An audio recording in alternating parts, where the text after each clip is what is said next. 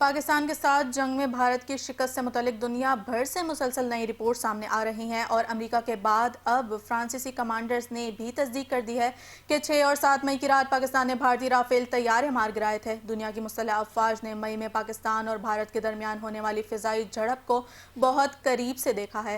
اس غیر معمولی فضائی جنگ نے مختلف ممالک کی افواج کو پائلٹس، لڑاکا طیاروں اور میزائلوں کی کارکردگی جانچنے کا نادر موقع فراہم کیا۔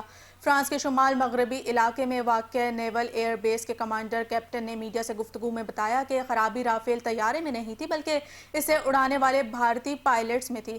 یہ 20-40 سے زائد جوہری میزائلوں سے لیس رافیل لڑاکا طیاروں کے اسکواڈرن کی وجہ سے مشہور ہیں اور کیپٹن یہاں 94 بحری جنگی جہازوں، 10 جوہری آبدوزوں اور 190 جنگی طیاروں کی نگرانی کرتے ہیں۔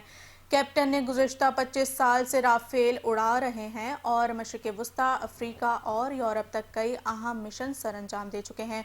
عالمی نمائندے کی موجودگی میں انہوں نے پاکستانی فضائیہ صلاحیتوں کی تعریف کرتے ہوئے کہا کہ پاکستانی فضائیہ نے صورتحال کو انتہائی مؤثر انداز میں سنبھالا۔ کانفرنس کے بین الاقوامی سیشن سے خطاب کرتے ہوئے انہوں نے کہا کہ مئی 2025 میں بھارتی فضائیہ کے رافیل طیارے چینی طیاروں کی تکنیکی برتری کے باعث نہیں گرے تھے بلکہ پاکستان کے مضبوط دفاع اور مؤثر حکمت عملی کی وجہ سے تباہ ہوئے تھے۔